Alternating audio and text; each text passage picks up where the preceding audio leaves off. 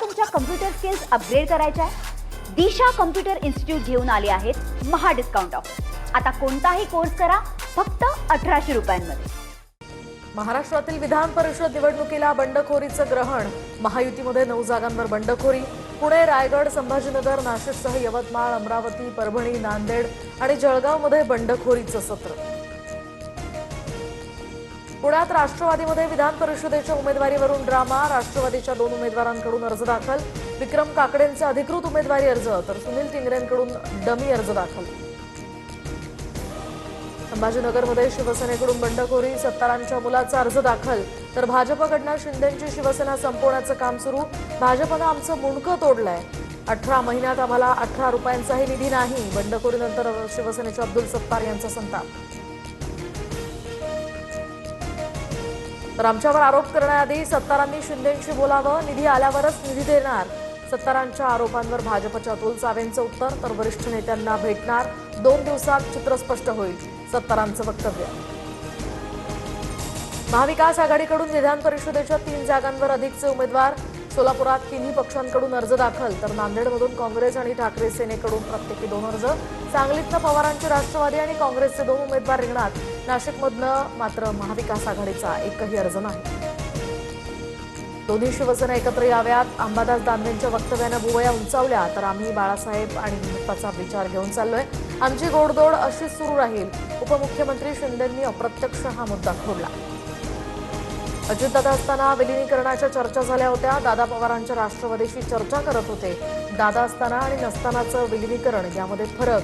सुनील तटकर यांचं वक्तव्य।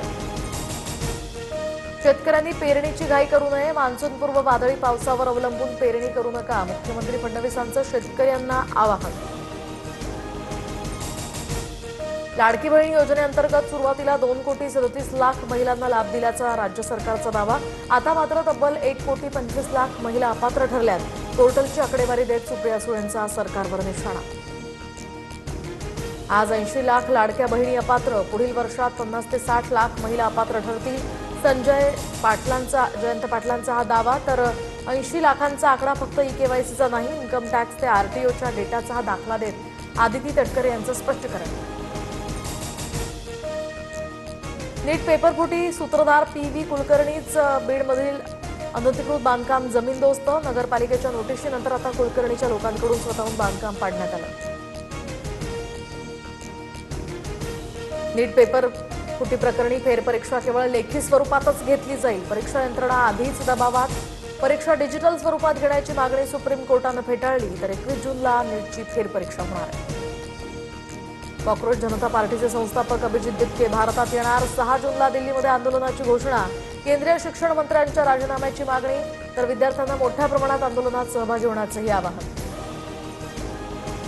2047 पर्यंत एसटीच्या सर्व बसेस इलेक्ट्रिक होणार। एसटीच्या ई बसेस संदर्भात महत्त्वाची बैठक संपन्न। ई बसेससाठी चार्जिंग स्टेशन्स उभारणीला गती देण्याचे मुख्यमंत्री फडणवीसांचे आदेश। एफडीए आयुक्त तुकाराम मुंढेंकडून राज्यभरात कारवायांचा धडाका। आतापर्यंत 26 दुकानं सील। पुण्यामध्ये भेसळयुक्त गूळ तर नवी मुंबईत केमिकलयुक्त आंबे जप्त। लाखोंचा मुद्देमालही जप्त। एफडीएकडून 32 आरोपींना आतापर्यंत अटक। जूनच्या पहिल्याच दिवशी महागाईचा चटका। व्यावसायिक गॅस सिलेंडरच्या दरात वाढ।